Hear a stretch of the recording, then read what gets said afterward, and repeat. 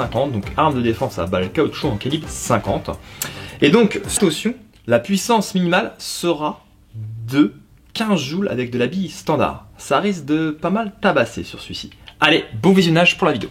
Est fourni avec un chargeur supplémentaire et c'est aussi simple de recharger 6 billes en une fraction de seconde que, eh bien, on prend n'importe quel autre modèle. Pour recharger, surtout dans ces situations de stress, eh bien, faut recharger ici faut mettre les billes une par une. Que là, on peut déjà avoir rechargé à l'avance le chargeur et hop, tac, on repose. Ça, c'est vraiment un bon point. Je pense que même c'est le fer de lance de ce modèle.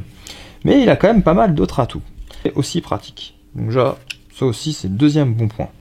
En termes de sécurité, alors, sur par exemple le modèle Umarex ou même le LTL, eh bien, on retrouve la fameuse pédale de sécurité qui est incorporée à la queue détente et qui annule toute action sur la queue détente tant qu'on n'appuie pas dessus.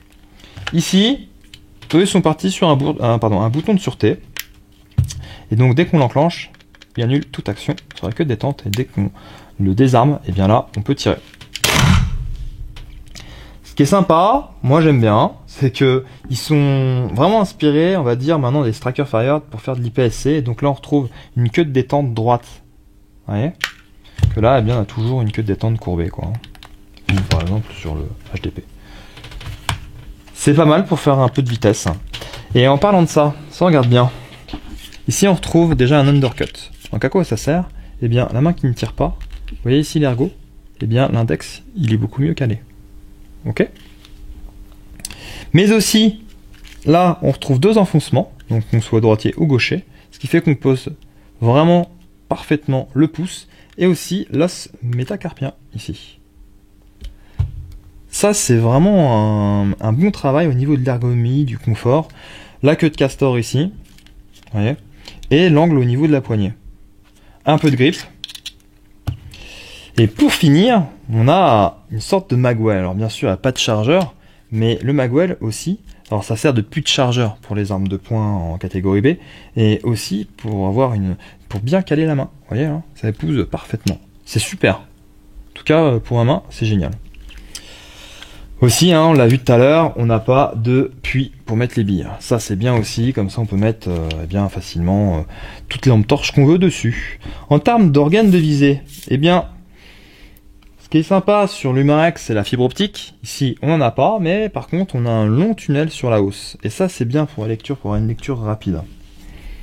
Et on retrouve aussi les fameuses striures qu'on peut retrouver eh bien sur tout ce qui est toutes les armes haut de gamme, armes de combat haut de gamme.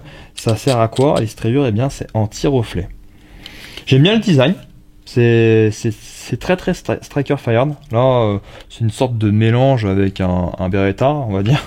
Que là, non, ça, on est bien dans la lignée Striker Fired. C'est pas mal réaliste. Le design est pas moche. Ça, c'est marrant. Bon, c'est factice, hein, mais ça fait penser au Glock 17C avec les compensateurs là.